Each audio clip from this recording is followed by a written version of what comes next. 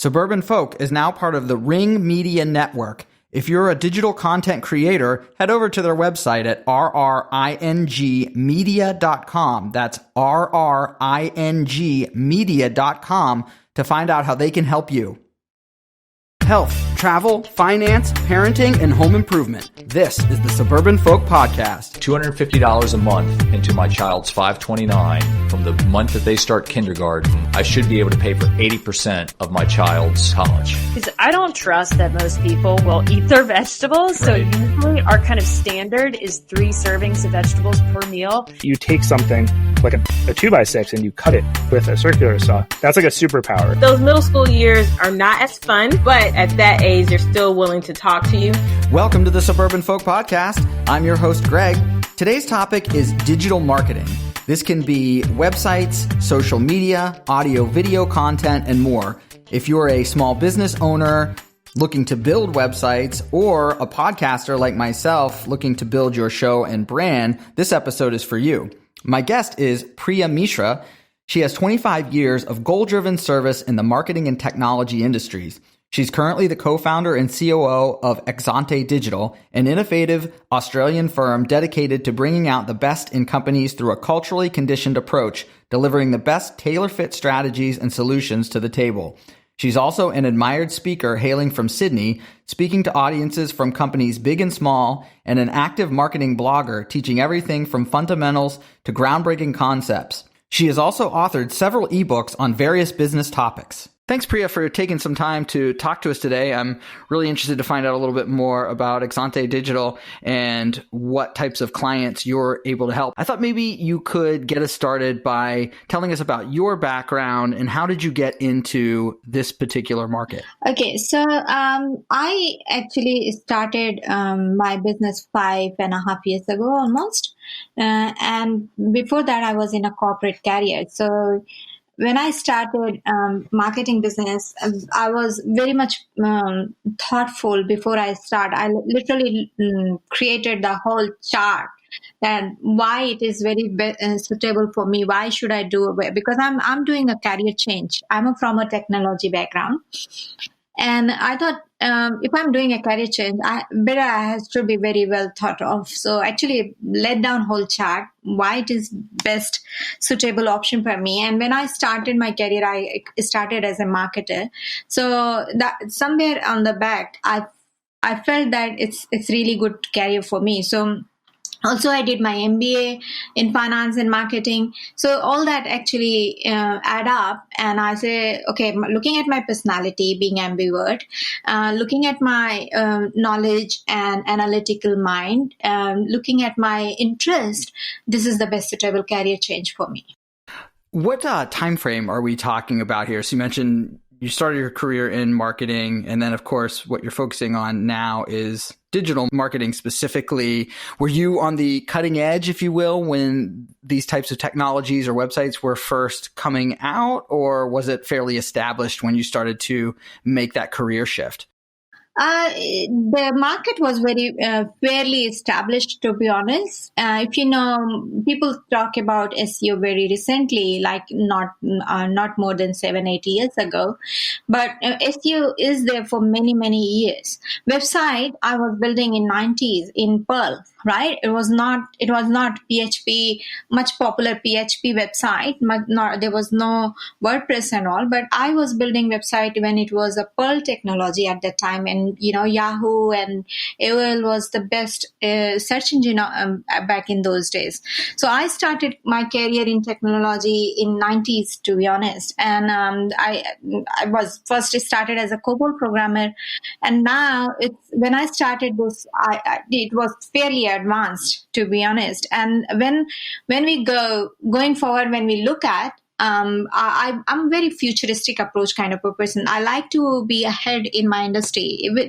During my technology time also, I was very particular how I'm actually looking to more advanced technology and how I'm grasping the knowledge before the whole crowd is going to join.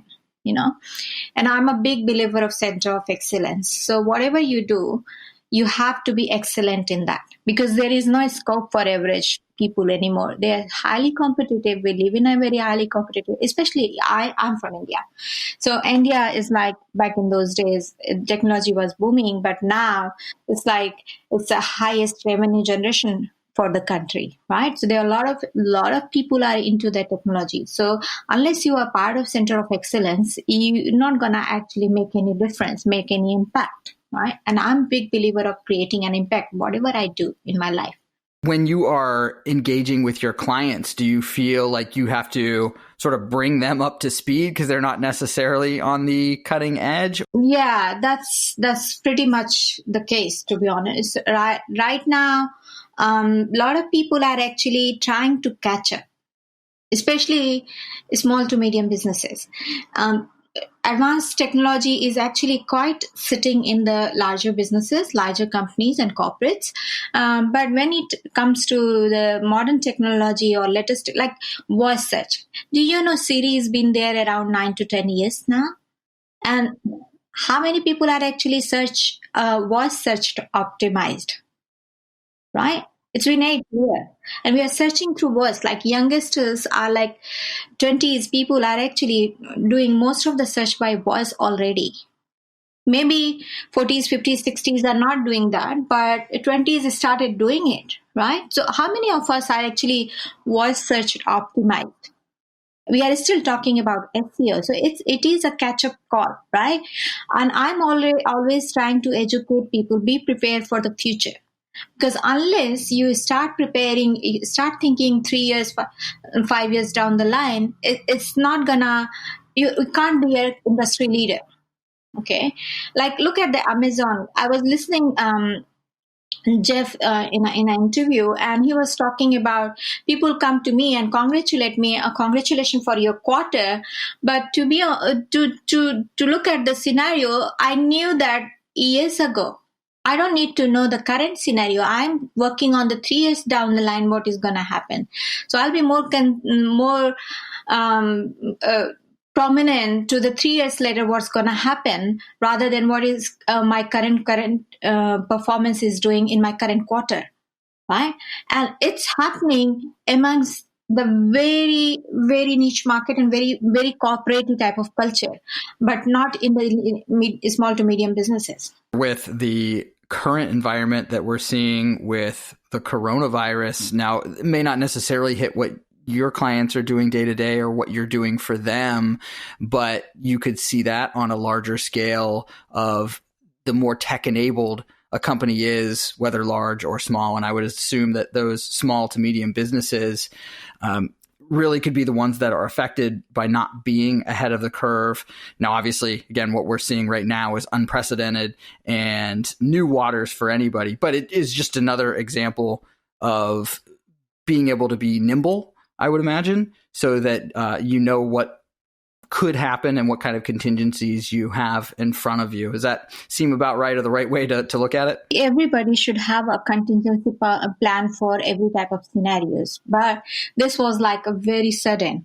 But that's why it is very important to work on a futuristic approach. Okay. So, but now things are thrown on our face. So we are actually trying to cope up with this current scenario. And like, that's why there are a lot of panicking happening, especially in the business community. My business is very much depend on the B2B and B2C kind of a business. So people, especially B2B. So if other businesses are not doing well, most of the businesses, when they start thinking about market, they start cutting the marketing budget because they think that, oh, market is not going to perform anyway. Can we pause?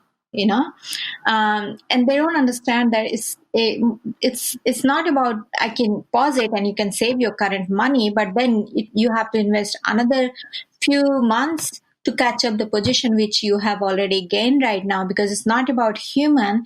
Here in marketing, we are dealing, especially in the digital media marketing space, we are dealing with the algorithm and AI. So it's all programmatic effect. So if you're going to pause it, you're going to lose the position, right? So it's better keep it going rather than once the whole storm is gone, you are trying to actually do another catch-up race, right? But it's happening. People start stopping all the budget for marketing and technology. That's the first cut happens in any business. I'm not sure why, but it should not be the case. But you should. I like in December time in our country, we are very quiet. Most of the service industry is very quiet. Like booming businesses, retail business, gift, and traveling. But we actually when it comes to the actually preparation for the next year, it becomes a point of educational matter that you should prepare for future now, right? Like I always, when I make a content strategy, I say, why don't you prepare for next 52 weeks right now, because it's quiet. Your creative brain will come out. But most of the people start relaxing. No, it's Christmas time. I will talk after Christmas. And that affects the business when they come back after January. Oh, what am I doing? Where are I? What should I do? Oh, I'm too busy. I don't know if I have time to write the blogs or any social media content and all that. Emotional, different emotions start evolving during the new startup time during February. There's that old phrase that if there's something that you don't want to do, you can always find an excuse not to do it, right? That you can always find a way that you're busy if you don't have it as a front and center priority. And you mentioned a blog post. I can certainly attest, at least for this podcast, that it takes the edge off, if you will, to have your content prepared well in advance so that you're not constantly using your brain power for thinking, oh, what is the next thing that I'm going to put out?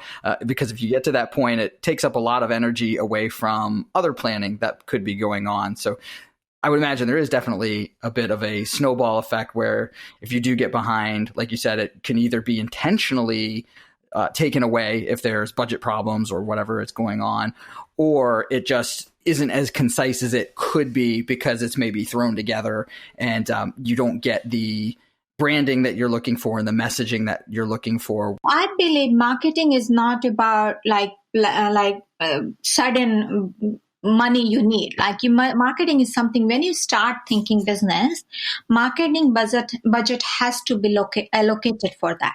So if you are talking about, oh, I don't have budget right now, then actually you are not very well planned in overall of your business, right? Because ultimately, why you started the business at the first place? Okay, there are a lot of emotional things, like I'm passionate, I want my own time, I want control of my time and whatever. The point is not that. You wanted to look up to the untapped potential, right? Income potential. That's the bottom line. Ultimately, we wanted that money. And if you're not addicted to business, you can't think. And when I'm saying when you have to be addicted at the start, everybody have to work hard. Look at all successful men or women or the business community.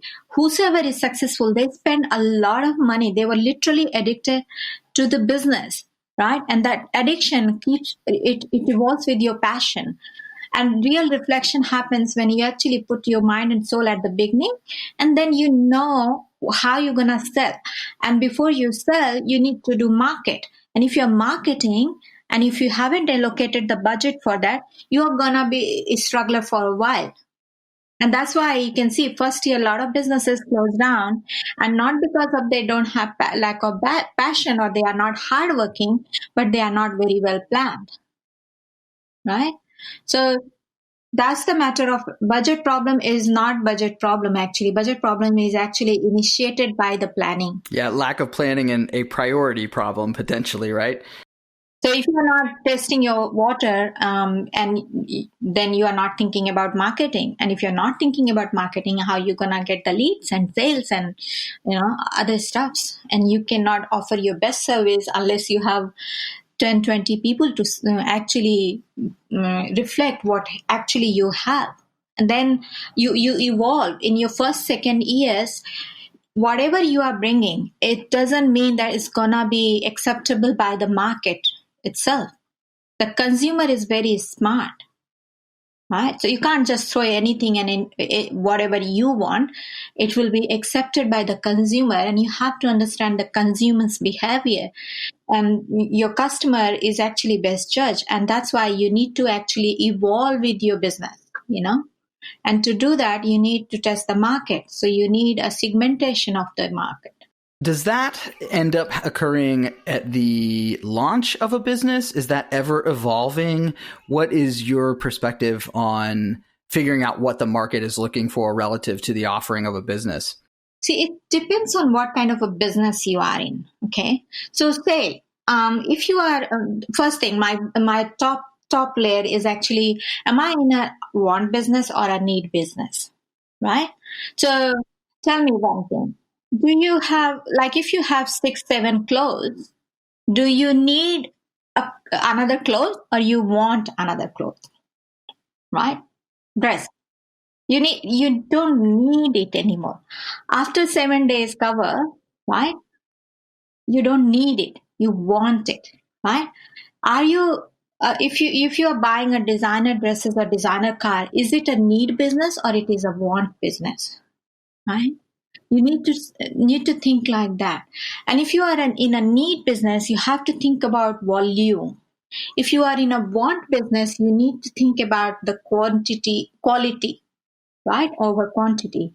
So there are a lot of segregation and layers open up when I actually sit down and do my strategy session in that. And a lot of businesses, I know there are a lot of business coaches out there, and I've met so many people. The business coaches, I don't want to point them, but the problem with the business coaches they are more starting with the marketing strategy than the actual business strategy. So most people create their business plan, and business plan is all about what do I want to do, what is my target, this is my money, this is where I want to spend, budgeting and all that. But hardly anybody is thinking about business model and value proposition, which is the very basic concept. It's the first milestone you should achieve. Once you know the value proposition, you will be able to define your market much more clearly. How does that relationship work with the business plan? Are they working lockstep, or the marketing plan should be affixed somewhere within the business plan? See, so business model is a 9 pillar. Right? And business model defines, like, who is your customer, what's their, how you're gonna reach them out, what are the channel, who is your key partners, where is your value proposition is, what is your cost and revenue model, all that, right? And once you know that, you can actually detail it in your business plan. And within a business, there could be multiple business model for different product. See, if you have 5 products in your business, doesn't mean that your 5 products are actually targeted to the same kind of customer. So if you are not targeting same kind of a customer, the whole value proposition and whole business model changes, right? And the Kodak is the best example. They failed. They were the first one who disrupted the digital camera market, right? They came with this whole new innovative idea, but they didn't have business model to move forward on that. And they failed it, right? But look at the Dell. Whole PC market they disrupted because the way they bring their own story, and also the business model they implemented. Yeah. So it's a very interesting point of view to have a look how you're going to define your business plan, and how you're going to extract your value proposition for each product or service you're going to target, and how you're going to target your market for that particular value proposition. It certainly would be advantageous to be intentional with the message that you're trying to put out. Yeah. When you are first engaging with your clients, I noticed in some of your material online, different tier levels, if I can call it that, for marketing. And I think the first is kind of a DIY preference, which I assume means you're putting the plan together and then the client takes it and implements it. And then from there, it seems that there are more engaged levels that you would deal with the client, of helping them actually act on the plan that's been put together. Can you talk a little bit about how those different tiers work and how you assess what's the most appropriate for a potential client? Yeah, so the point is here that, some people come up with the idea, say, if I'm dealing with the sole traders, like if you solopreneurs, so they don't have a big budget and they are not in a big rush. And then I say, okay, here is my strategy. Here is my plan. And this is how you should actually execute it. And these are my expectations. So, and I give them every single support through my consultancy. And then they go and work on themselves. They create their own content and they try to do their own social media and all those things. So if that's your choice, that's the product I have. And most of the people who are under 3 years of the business, they choose that thing. They think that investing too much on marketing is not a good idea. Most of the people, and I know most of the sales friends and sales colleague and mentors, they always encourage me to be more persuasive, which I believe I'm not a very big persuasive person, right? That's how I work. I believe if you will like and if you will see the value in my service and product, you will follow me. I don't need to annoy you. I would rather keep you, calm and composed so that you can focus on your creativity and product service. So that's one level I have created. I create whole workshop model, consultancy, mastering sessions, and all those things. And I give full support. The other thing is that I extend that if you don't have a team or if you think you can outsource, you are interested to outsource some of the service, we have the execution model as well. So we can execute and we can actually give you the ROI and KPI model, and we actually give you the 15 different metrics for the different area of work we do, and we will be very well reported on that. And we maintain high transparency. As you know, market is ever changing, especially marketing area. We need to, like when it comes to the digital, the Google paid advertising or social media, it's organic. Social media is organic, right? But the way you message out, it's a lot of work involved in it. So that's what we call it social media optimization, SMO, right? So SMO is actually increase your likability, make tagging and bookmarking easy. Like people should if I like something, it should be easy to bookmark for me, or you copy that content, or make some notes out of it or something like that. Reward your inbound link. When you get the inbound link, you have to reward them actually. Okay, and then help your content travel. Like when you produce a content like this podcast, if we are producing this content and if you are not spreading the news, if you are not actually letting this content travel where it is required to travel, then it's not gonna make any much difference. Same with the website. If you have a website and if it's sitting like an island and nobody is visiting it, so like it's not gonna make any value add, to be honest, in your economy.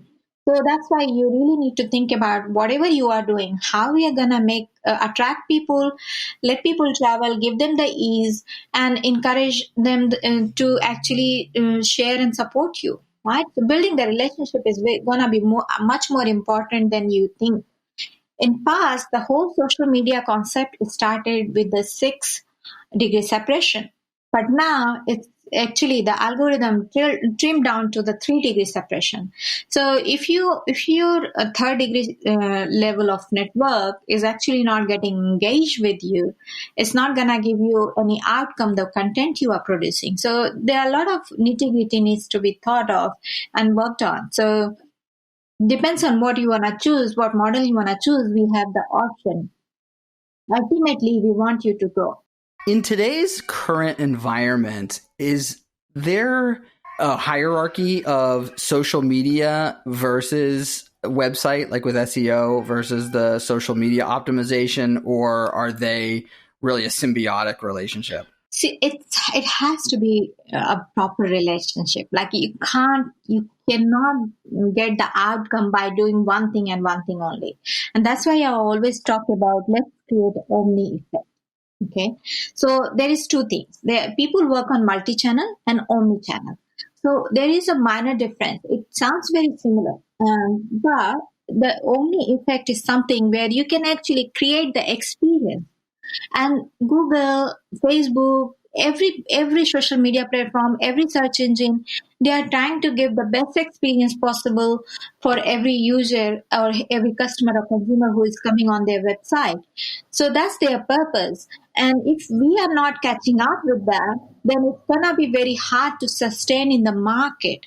So my point is that if no matter what you do, like if your website is not talking to your social media content and your website content is not matching up, your networking events, you are going to networking events and you are talking something else and your website is talking something else, it's gonna make a huge gap in between, and that will reduce the trustworthiness.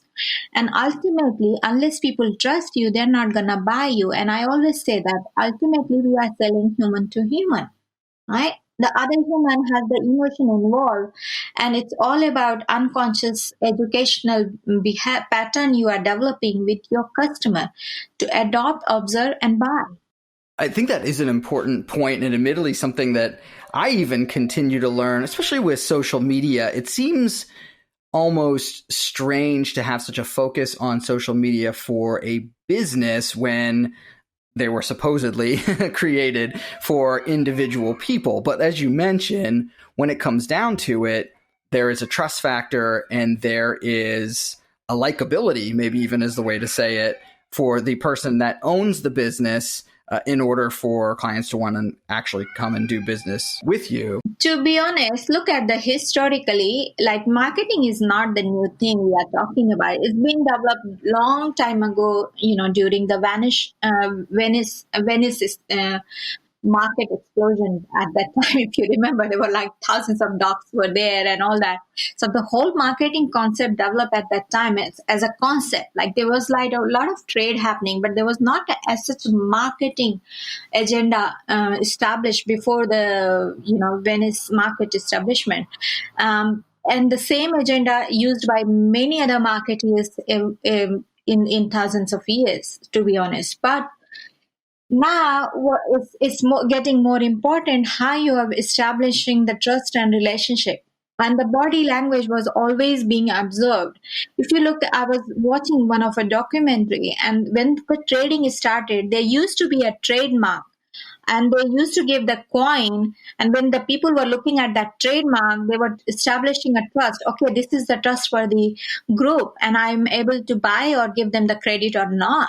So it's not new we are talking about. It's the scenario is there since thousands of years there. It's just that we are paying more attention now due to all that digital media, explosion happening. And when it comes to the content preparation, I have noticed that people are producing a lot of content, but to be honest, they are polluting the ocean. Right. A lot of people are polluting the ocean without thinking more sustainable market. So it is not about how much content you're going to prepare. It's how sustainable content you're going to prepare, how effective content it is, how you're engaging with your content, and how is your delivery quality, and how it is reaching to your right end customer. Well, let me ask you, you mentioned, which is refreshing to me because I fall into the same category, not being like an aggressive salesperson. And something else that I would be curious on your perspective around social media and then content is how much posting is too much posting. Now, if I'm following you correctly on content, you can't even have that consideration if you don't have good content to begin with, of course, because I guess if it's bad content, one post is too much post. But is there almost being too aggressive with the amount of messaging that you put out there into websites and social media? See, it depends how good quality you are producing. So look at the best marketers in the world, like Neil Patel and Joe Vital, or if you look at Joe Vital. If you look at the Joe Vital, like I don't know if you know him, he's the guy who wrote the book called The Secret. And if you look at his social media, it's not too much. But the content he produced, it was so popular, it became so, there are so many affected by that particular book and documentary that you don't need to keep marketing it. People look for it, like it's word of mouth, right? There are a lot of people met me and they say, "Oh, have you read that book called The Secret?" And I'm like, "Yes, I did." But I'm saying that, do you know that party, or do you know Joe Vital team or somebody? They said, "No, I just liked it." So the point here is that in service industry, he created evangelist for himself, right? And you don't need to keep posting on social media about The Secret. You just post something and it's floating everywhere, and people are observing it, liking it, and actually spreading it further. The second type of people is like people who are building their brand, like influencer category. You can see there are a lot of Instagram people are actually posting almost 10, 20 times a day. But depends on what you are doing with that and what's your actual profession. If you are in an influencer category and if you have really good influential content, yeah, go for it. But if you don't, I'm in a LinkedIn, I would rather post one in a day and that's it. And it has to be good enough so people can like, share, and comment. And if not, I always question, what did I do wrong? Am I supposed to be producing the same kind of content or not? Right? I'm likable enough or not? Look at the product industry. Mercedes, and Mercedes is like a big brand. And there are a lot of, I don't have, but I like that car because of the engineering and the quality they produce. And I read about it in this book, and I know they are very good in customer serviceability as well. And I'm a big fan of customer centric approach. So I'm a big advocate for that. So even though they don't market it, they are already out there. But you cannot be a brand unless you are in front of people's eyes, right? Coca-Cola don't need to actually market anymore, but they do. Right? So it depends on how you are maintaining the balance, depends on the product and service you are offering. You don't have any specific direct answer that you can do this and all set. Going to what you mentioned about like an Instagram influencer, I've read different things about how people should treat content. Specifically, I know I've read some things that say be very careful about content being your product, essentially, or maybe just to say that you don't have a product you're selling, it's you as the product. Do you have any positions on that or advice? I mean, certainly it would seem to me to make sense that it's probably easier from a marketing standpoint that if you have a product and then the content serves as part of the advertising and marketing plan. But anyway, what do you think as far as people that the content is their product? Is that a viable business? See, for me, yes, it's a viable business for me because my business rely on the content, right? So the better content I produce, the more people are able to hear my thoughts when they come to me, right? Like Gary, we actually wrote a book about it, like zap, zap, zap, and then sell, right? So it's like 3 times you have to value add, and then 1 time you will be able to sell. Right? But if you are selling every day, if your product is always talking about buy me, buy me, buy me, it's going to be a big problem for you. Okay. So the total point here is that depends if you are in I call it infopreneurial ship. I read a book called Thought Leadership, and in that this terminology came, infopreneurial ship. I'm in an infopreneurial ship. I'm in an information world. So when it comes to the information-based business and even the technology, like if you separate technology, it's technology. So it means tech has to be knowledge-based, right? So these kind of business should produce a lot of content and should be treated content should be treated like one of their product, because that product is nothing but a lead magnet for them. Right. So it's like you have to create a honeybee for people to actually get attracted to it and taste it, and then you can actually it's easier to sell them. And it's been statistically proven that a lot of CEOs and CTOs and C-suite people are actually looking at the authoritative content, and actually they are buying from there and or engaging with the service they wanted to engage with. But before that, they want to read about it, they want to know about it. Look at, like, if I'll say something to you, or if I've been introduced for the first time to you, didn't you go and look at me on my social media, like look at what she's doing, what kind of a, what's her mindset, and how Sure. would you know that the kind of content I produce? So, and I've been told a lot of time that I do not produce a lot of my personal photographs. Like, you won't see in my social media, you won't see too much of my personal activities and my kids, photographs and all those things. I was listening one documentary recently that not many people realize that they're taking all that kids photograph and posting on the social media, but they do have privacy right as well. The kids has the privacy rights as well, right? How much content what can you post for your kids as well? And it's whether you are in a business or in a business where kids are involved. Right. So it depends on what kind of a business you are. I'm in an entrepreneurship. I don't need to post that. If you want to know about me, ask me a question like how many kids you have, what your family does, where you from. That's fine, but that doesn't mean I'm going to post every day about myself. I wonder if maybe a distinction that you're drawing here, if content is your business, or let's just say a non-product, is you do need to at least focus on having a subject matter that you are knowledgeable in or an expert in that is marketable. Yeah, your leadership comes from your subject matter expertise, isn't it? And then you don't have to talk about your kids and other personal life things because that's not your business. It's the thing that you are bringing to the table that you're an expert on or a coach in. A lot of people, if you look at, why people started avoiding their Facebook, because even on their Facebook or in their personal one, there are a lot of personal messages out there which is not very relevant. Rather, I will educate my customer through my content, and I would expect them to search more about me or try to reach out to me to find out how I can help them. I should not say help them, because I'm not a big believer of helping. I'm a big believer of serviceability, right? When people ask me, "Oh, I'm happy to help you," no, I need a serviceability, right? So it has to be, the help is a big word, So unless you are really big struggler or a social context or emotional context and all that, that's a separate thing.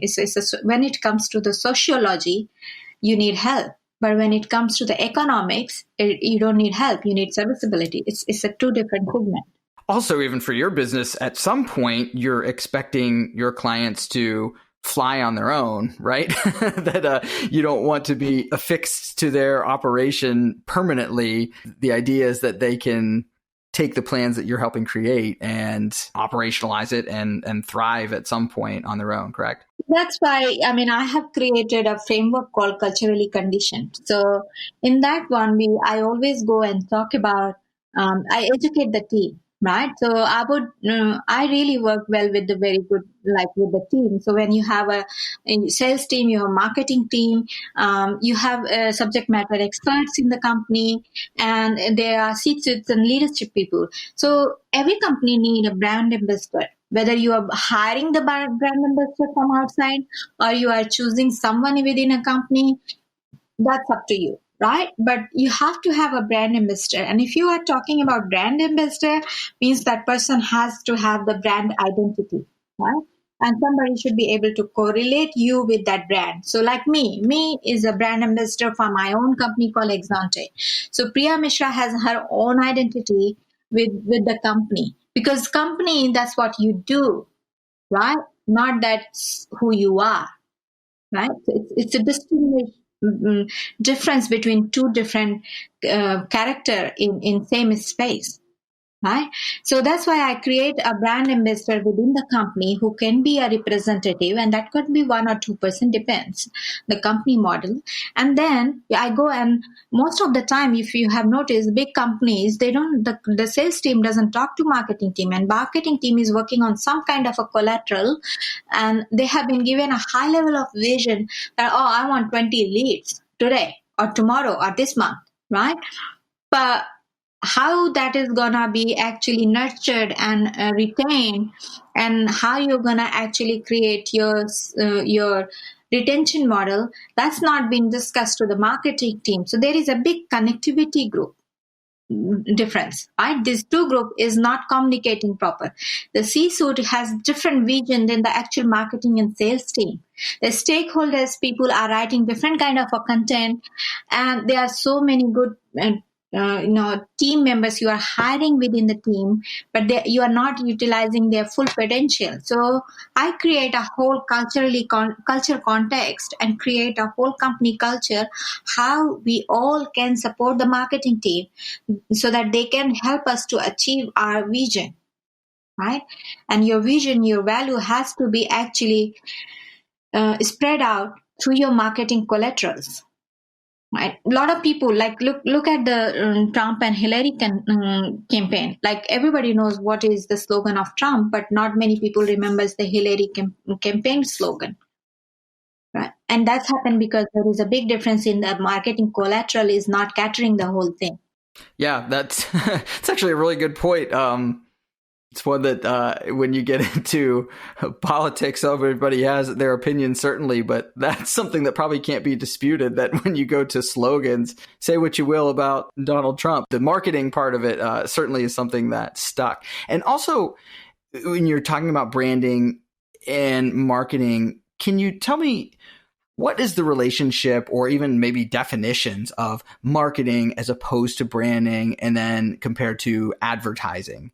Marketing is like an overall umbrella, right? And underneath, you have social media, you have digital media marketing, you have PR campaigns, you have advertising, and digital advertising is getting more popularity than the TV and radio advertising because of the cost and reach involved and so many factors. So marketing is a big umbrella, and I'm when I create a marketing strategy, I just don't think about only digital. Depends on so if your business is community oriented, do you really need too much about on digital? So if you're aged care company, right, do you really need to go to the digital media? Well, there are a lot of people who can't understand the digital media at all. A lot of old people are not there on the Facebook and on the Instagram. So what kind of a marketing material you are going to create for them, and how you're going to reach out to them? You have to go back to the traditional marketing in that sense, right? Because you need to think what kind of a target audience we have and how I can reach them. What's the best way to reach? So that's all about, marketing is a bigger umbrella. Underneath, there is like all social media campaign, SEO, website, digital media, or other digital media collateral, blog distribution, podcast, video marketing, all sorts of things comes under that marketing umbrella. Advertising is something where actually you pick a product and you run or service and you run for one kind of a target person, and make sure you use the proper neurological programming embedded in your advertising, because to reach and actually insect your marketing material in the people's brain, it's gonna be really challenging unless it is really very, very effective ad. So it's getting harder and harder. If you think that, it's easy, you can create the volume of advertising through the social media. It doesn't mean you are reaching out to the real audience where actually they will actually buy. Right. So it's a much more challenging space these days when it comes to the advertising. So that's why I always recommend, if you don't have any position in the market, and if you are not, so that's where branding plays the role. So if I build my brand, people are more aware about me, I'll be more identical to for people's mind to notice me. Right? Because they have heard about me. The attention span is going down. We are like less than with a goldfish as well. It's 3 seconds. And if it is 3 seconds attention span, you will be only remember if you are too many time in front of people's eyes. So that's why people say you have to reach out your customer at least 15 times. And if you are only creating the advertising, it's not going to give you any outcome. So you really need to have your brand position, your other marketing collateral, and then you put your advertising so that people will remember it. Otherwise, what happens? Like a predatory marketing. So if you are going on the highway and if you see a cold drink and a burger, who you remember? The straight away name comes McDonald's, Burger King, these big names, right? So you're making more stronger your superior leaders than actually getting the outcome yourself. Because your message is not clear enough and you are not in front of people's eyes. They don't know you. They don't remember you. So the first thing comes in my mind, oh, burger. Oh, we should stop to the McDonald's somewhere, right? So you're giving the more money to them, right? So you're making your leader more stronger. And in that sense, if you're creating advertising without positioning yourself. Okay, yeah, that's actually a good example, an easy one to remember because, gosh, McDonald's is everywhere. And you talked about the effectiveness and making sure that your advertising is doing what you want it to do. It's my understanding, especially with digital marketing these days, that measuring the effectiveness can be somewhat difficult. What are the ways that you can gauge whether or not the message that you're putting out there is having the intended effect? See, it's always you have to monitor your conversion rate and you have to have the calculation of your ROI, So when you are, so what's your click per cost, right? What is your CPC, right? How many people it is reached? It's not about impression. It's about how much people actually really called you. How many people literally filled the form? What was the conversion after that? And if you really want to go more detail into it, we really need to thinking about marketing intelligence. And there are a lot of big tools are coming out in the market. And I effectively use this because it's all about data. And if you look at the Google Analytics, it gives you a lot of data. You can read where all your travelers are going. Like if somebody comes to your website, how they are traveling, which content they are going. There are a lot of scenario we can create through the A/B testing. Google Optimizer for the free tool, but other than that, there are a lot of paid tools are also available. So you have to create all that marketing intelligence, gather the data, analyze it, create a matrix, and know your number.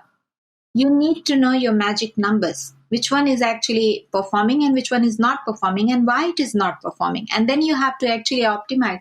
Sometimes if I take my own photograph and I create two versions of myself, you must have noticed some angle actually looks more appealing to the audience than the other one.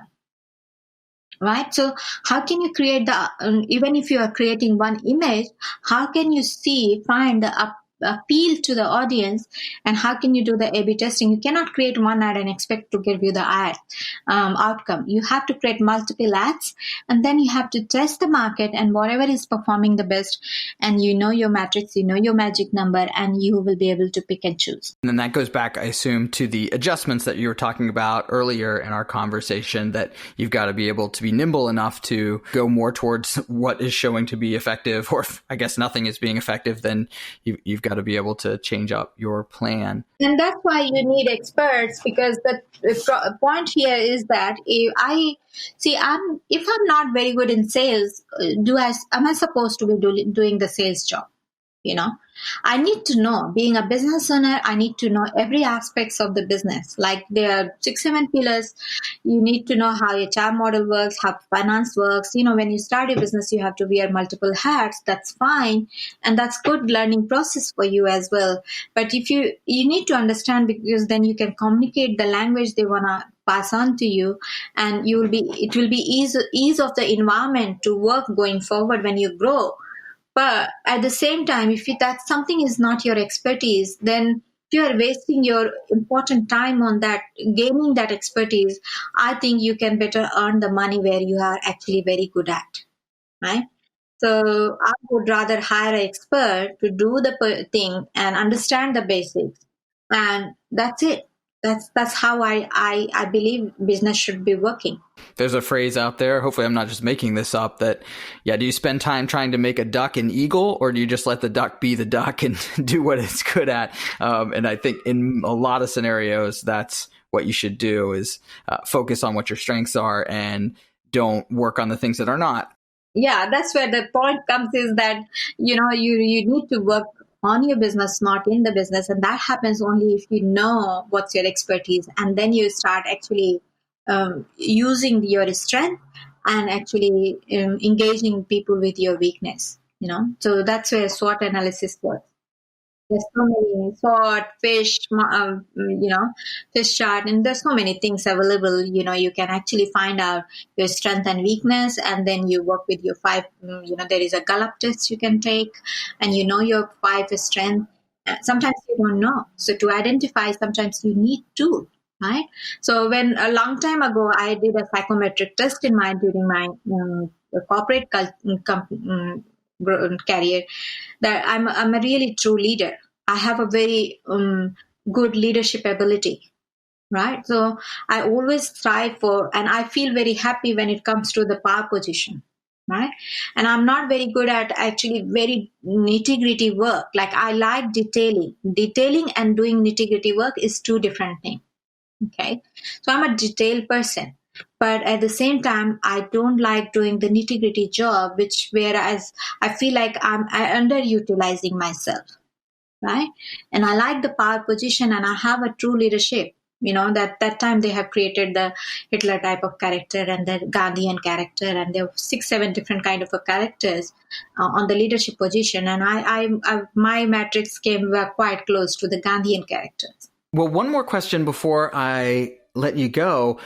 In the digital section of your site, it has 3 levels there.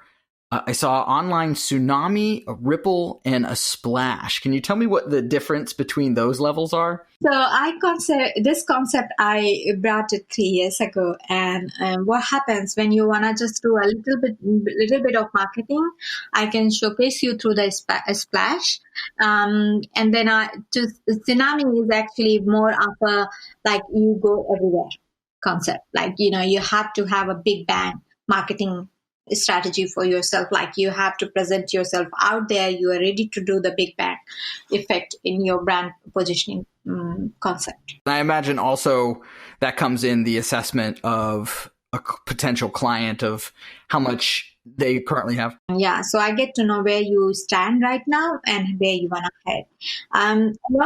Earlier I used to follow the customer. Like, they say, oh, I want SEO, I want this, I want that. And I was picking up the job because it was initial stage for me. But then gradually I realized that, I'm not going to give much of a value add. So why not I should create a strategy where actually I can offer them much better value add and offer my own strategy and suggest them that this is what you should be doing it. And if you do this, then you will get this kind of an outcome. So that's called value proposition concept. And then if you see the proper value proposition, you buy my product. And if you don't, then it's not going to make much difference anyway. So I'll educate it, and still you want to ask me to do it, I'll do it for you. But I'll educate you enough so that you know where your investment is going to go and what outcome you're going to get, right? And I'll educate it and I'll leave it there. But if you're really open to listen and adopt my knowledge base, my true potential, then I will come up with the whole strategic concept and I'll present it to you. And if you adopt it, I can give you a real value add. Perfect. I think that is a good way to put people in the driver's seat of picking and choosing what they think they need while you're there to help guide what some of their next steps might be. Ultimately, it's your customer, and you should drive your customer, to be honest. And that could happen not by force, by education. If folks that are listening are interested in getting in touch with you and seeing what you can do for their business, what is the best way for them to contact you? Through your website or social media? Yeah, I'm very active on social media, so people can search me as Priya Mishra or Exonted.digital, and I'm everywhere. As we would expect for the business that you're in. If you weren't, we would be really concerned, right? Yeah. So I'm very active. It's not just that I'm just there. I'm not just present. I'm engaged. So if I always tell it to my team, try to response every single question, whether it is what kind of a question, doesn't matter. Every single thing is coming to you. should actually go and you should actually respond within 12 hours, not 24 hours, within 12 hours. That's my motto. 90%, 95%, I achieve it, right? So that's working well for me. And that, I think, also ties back into what we were talking about of that trust and relationship factor when you are running a business. So it sounds like you're practicing what you preach. Yes, I'm a big believer of it. If you are not practicing what you preach, then you shouldn't actually preach. Well, I think that is a great quote for us to end on. Priya, I really appreciate you coming on the show. Anything we missed before we sign off? No, all good. And I look forward to have another chat with you, with your audience in future. That sounds great. Thank you. Thanks for having me. If you enjoyed this episode, please leave us a review on Apple, Spotify, Google Play, or wherever you get podcasts. If you'd like to be notified of future weekly episodes, please hit the subscribe button. If you'd like to help us even further, visit suburbanfolk.com and you'll find a donate button where all the money goes back into the show for you. Thanks for listening. Suburban Folk is part of the Pod All the Time podcasting network with 11 other great podcasts. Head over to suburbanfolk.com for links to their shows.